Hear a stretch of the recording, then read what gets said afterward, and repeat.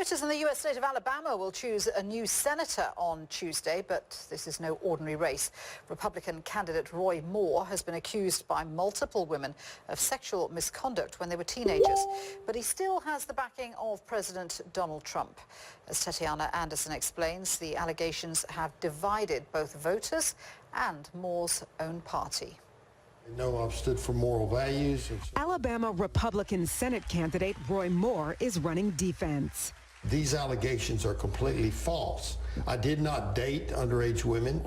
I did not molest anyone. This guy's screaming, "We want Roy Moore." He's right. And U.S. President Donald Trump believes him.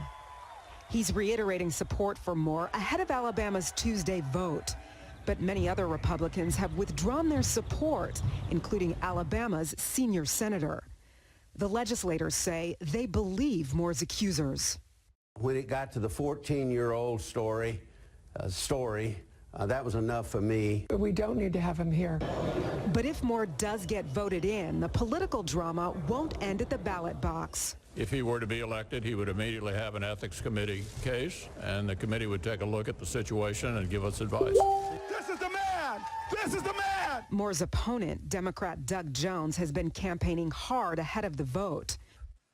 Only with your help, we can move that needle for Alabama to be on that right side of history.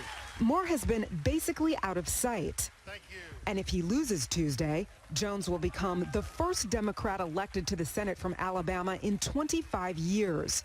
His win would take control of the Senate away from Republicans. Tatiana Anderson, TRT World, Washington. Well, Roy Moore's wife has come out in defense of her husband. Kayla Moore accuses the media of bias in favor of Moore's opponent, Doug Jones. Fake news. They are the ones that are embarrassing.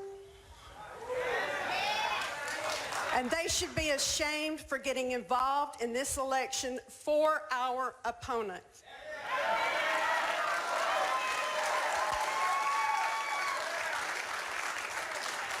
We have been invaded, our town, our community, our church, our family, our records, our friends, to include every person that we have ever known. So I'm going to ask you, have they done this to our opponent? No. Todd Kent is a specialist in U.S. politics at the University of Utah's Asia campus. He explains why Trump backs Moore despite the accusations. Right now, the Republicans have a 52 to effectively a 48 edge over the Democrats and other parties.